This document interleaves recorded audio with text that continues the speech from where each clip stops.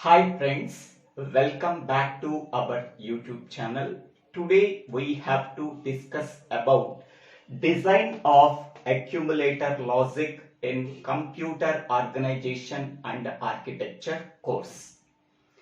This figure shows the circuit associated with accumulator register. It mainly consists of three components. First one is adder and logic circuit. Second one is accumulator register that can be represented by AC. The third one is control gates or logic gates. The adder and logic circuit consists of three set of inputs. First set of 16 inputs comes from the output of the accumulator register. The second set of 16 inputs comes from the data register DR. The third set of 8 inputs comes from the input register INPR. INPR stands for input register. DR stands for data register. The output of the adder and logic circuit can provide the 16 data inputs for the accumulator register.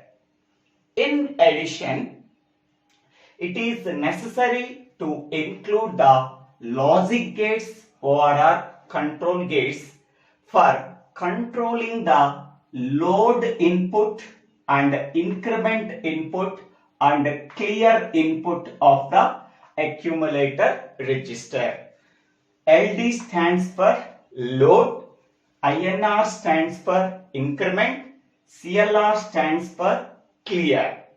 Okay, it is necessary to include logic gates or control gates for controlling the load input, increment input and clear input for the accumulator register and for controlling the operation of the adder and logic circuit.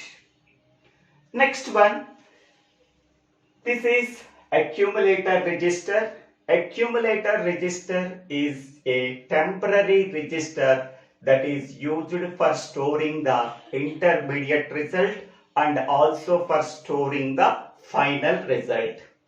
To drive the accumulator register, we have to use a clock input. The clock input is used for drive the accumulator register. The output of the accumulator register is connected to the bus and also it provides the input for the adder and logic circuit. In order to design the logic associated with accumulator register, it is necessary to go through the following 9 register transfer statements. These are the 9 register transfer statements. The first one is we have to perform the AND operation between the content of the accumulator and the content of the data register. Whatever the result we are getting, that result is transferred to the accumulator AC. This can be done at a control function D0 T5. D0 is the decoded output, T5 is the timing signal. Second one is we have to perform the add operation between the content of the accumulator and the content of the data register. The result is transferred to the accumulator register. This can be done at control function D1 T5. Decoded output is D1, timing signal is at T5. Third one is the content of the data register is transferred to the accumulator AC. This can be done at control function D2 T5. Decoded output is D2. Timing signal is T5. Next one, the content of the input register INPR is transferred to the lower order byte, that is nothing but lowest 8 bits of the accumulator. Lower order byte is nothing but 0 to 7, higher order byte is nothing but 8 to 15. So input register contains 8 bits. So the content of the input register 8 bit can be transferred into the lower order byte of accumulator AC. This can be done at control function PB11. Next one is the content of the accumulator is complemented. Whatever the result we are getting, that result is transferred to the accumulator. This can be done at control function RB9. Next one, we have to perform the shift right operation on the content of the accumulator. SHR is nothing but shift right. We have to perform the shift right operation on the content of the accumulator. Whenever we are performing the shift right operation, the most significant bit is vacant. That most significant bit of the accumulator is filled with the extended flip-flop E. Next one, this can be done at the control function RB7. Next one, we have to perform the shift left operation. So SHL is nothing but shift left operation on the content of the accumulator. Whenever we are performing the shift left operation, the most significant bit of the accumulator is vacant. That can be filled with the content of the extended flip-flop E. So here the content of E can be transferred to the 0th bit of accumulator, because whenever we are performing the shift left operation, the 0th bit of accumulator is vacant. That can be filled with the content of the extended flip-flop E. Whenever we are performing the shift right operation, the most significant bit of the accumulator is vacant. That can be filled with the content of the extended flip-flop E. Next one, this can be done at control function RB6. This can be done at control function RB7. Next one is we have to clear the content of the accumulator. Clear is nothing but we have to put the 0 value in the accumulator. This can be done at control function RB11. Next one, we have to increment the content of the accumulator by 1. So AC tends to AC plus 1. After incrementing, that can be transferred to accumulator. So this can be done at control function RB5. Okay. Next one. So these all are the control functions. D0 T5 is control function, D1 T5 is control function, D2 T5 is control function, PB11 is the control function, RB9, RB7, RB6, RB11, RB5.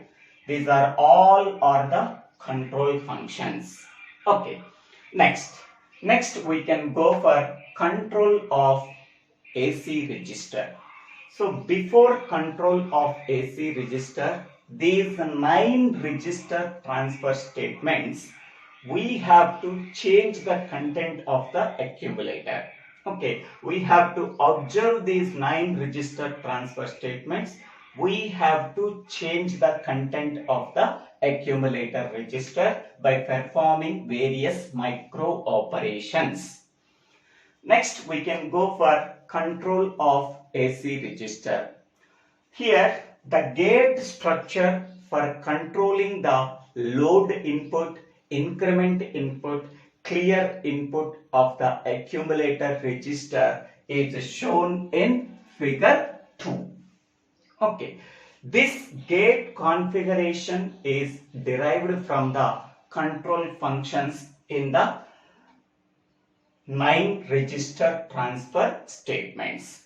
Okay, the control, for example, we have to consider this one. The control function for the clear micro operation is RB11.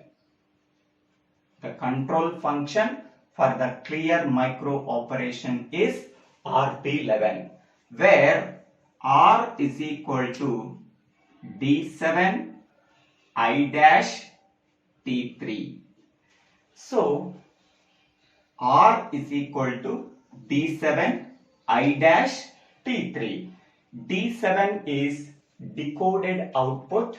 D7 I dash is nothing but I value is equal to 0 and at a timing signal T3. So here in the 5 control functions, R is nothing but D7 I dash and T3.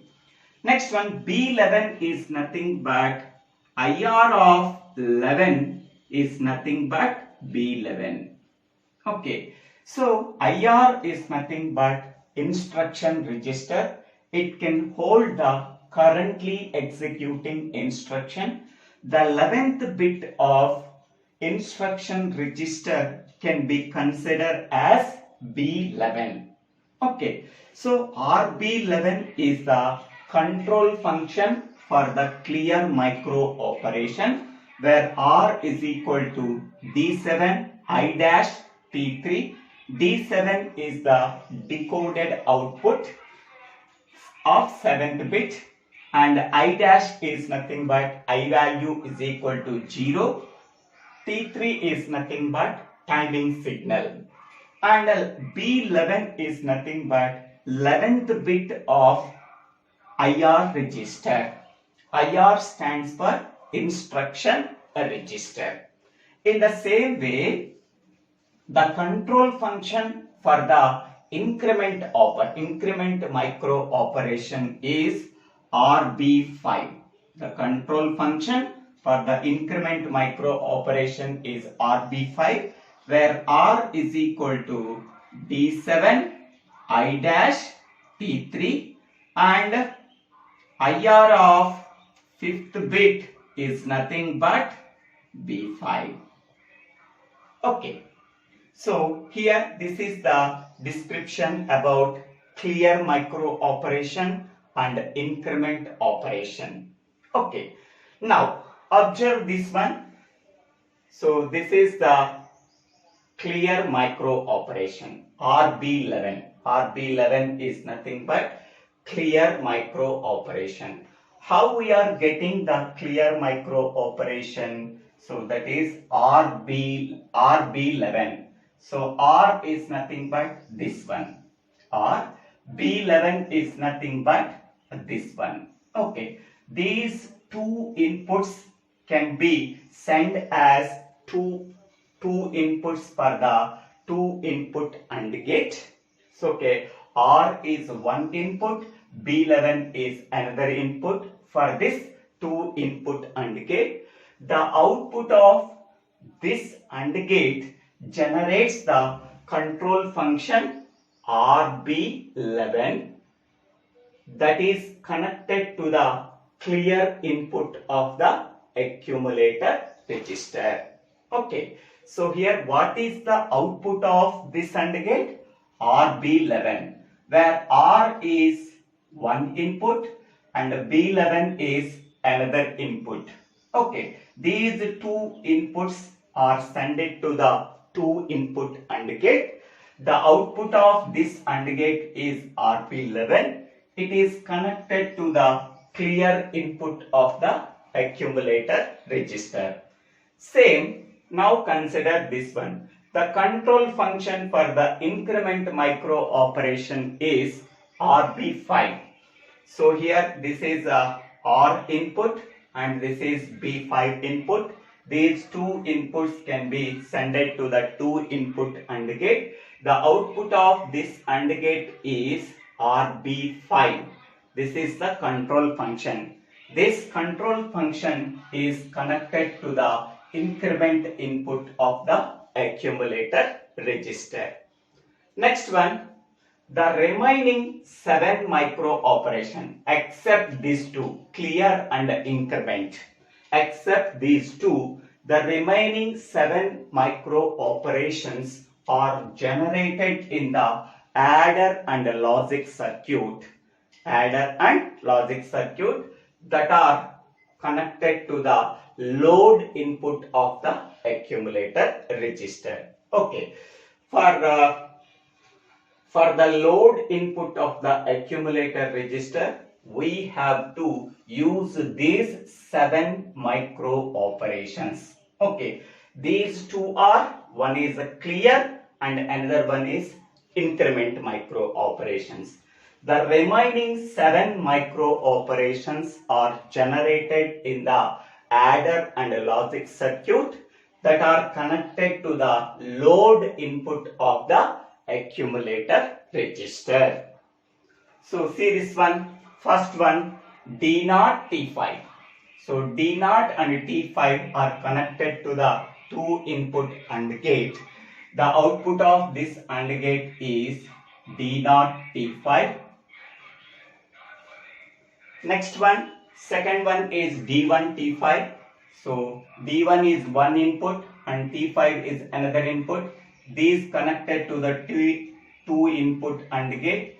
The output is the control function D1 T5 is connected to the load input of the accumulator. Third one is D2 T5. D2 is one input, T5 is another input. The output of this AND gate is control function D2 T5. It is connected to the load input of the accumulator register. So in the same way, fourth one is PB11, fifth one is RB9, sixth one is RB7 and seventh one is RB6. These 7 micro operations are generated in the adder and logic circuit. These 7 micro operations are in the form of control function are connected to the 7 input OR gate. The output of this OR gate is connected to the load input of the accumulator register. So this is the control of the accumulator register. Next one, the another input for the accumulator register is from adder and logic circuit. The output of the adder and logic circuit can be sent as 16-bit input for the accumulator register.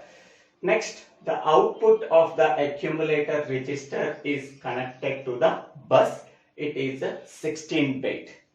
To drive the accumulator register, that means to perform the operation on the accumulator register, we have to use the clock input. Okay. This is the description about the gate structure for controlling the load input, increment input and clear input of accumulator register. So this diagram can be this gate configuration is obtained from this 9 register transfer statements. Because of that reason, so here 9 register transfer statements are there. The corresponding diagram is there. Okay. We can consider the adder and logic circuit. This diagram shows the one stage of adder and logic circuit. Only up to this point, this is the one stage of adder and logic circuit. It consists of 7 AND gates, 1 OR gate, 1 NOT gate and 1 full adder. adder and logic circuit can be subdivided into 16 stages, each stage corresponding to one bit of the accumulator. So accumulator contains 16 bits. Okay, adder and logic circuit can be subdivided into 16 stages, each stage corresponding to one bit of accumulator. Next one, the input for the adder and logic circuit is I of I, and the output of this circuit is AC of I, where I is varying from 0 to 15. Okay, here the output of the adder and logic circuit can provide as 16-bit input. That input can be transferred into the accumulator register. This can be done when the load input is enabled. Okay, so the input for the adder and logic circuit is I of I, and the output of the adder and logic circuit is AC of I. When the load input is enabled, the 16-bit input of I of I will be transferred into the accumulator register.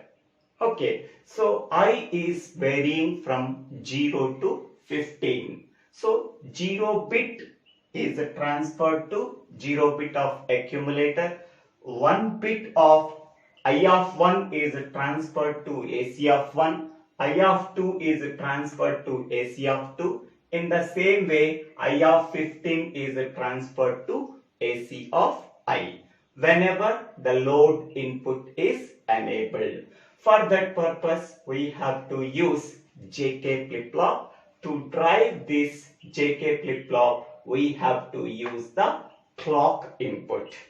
Okay, here I of I is connected to directly for this AND gate. The complement of I of I is connected to this AND gate. The load input is connected to one of the input of these two AND gates. The output of this AND gate is connected to jth input of JK flip-flop. The output of this AND gate is connected to the input K of the JK flip-flop. Here the output of the flip-flop is Q, that is connected to AC of I. Okay, now here how to perform the AND operation.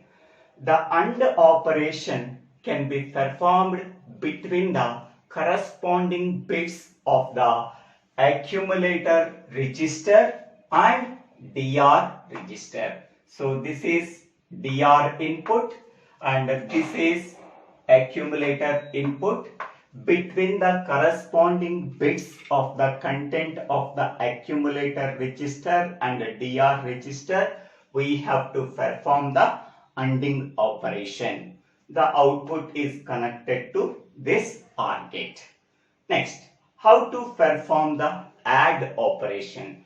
To perform the ADD operation between the content of the accumulator register and the content of the DR register, we have to use a binary adder.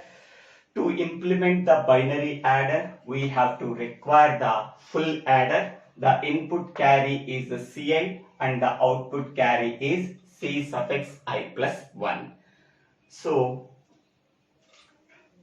the output of this gate is connected to OR gate. Next one, input register. The content of the input register can be transferred to the accumulator register. The first 8-bit of the input register contains only 8 bits. the 8 bits can be transferred into the lower order byte of the accumulator. Okay.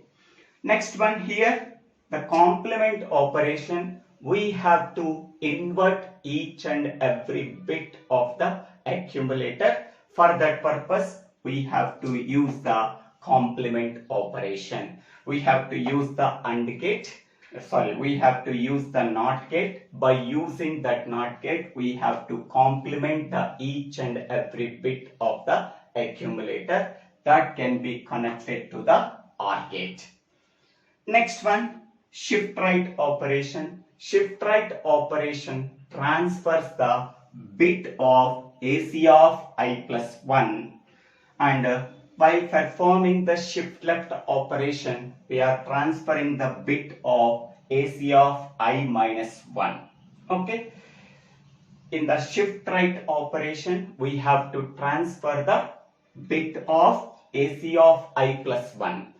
In the shift left operation, we have to transfer the bit of AC of I minus 1 from the accumulator register.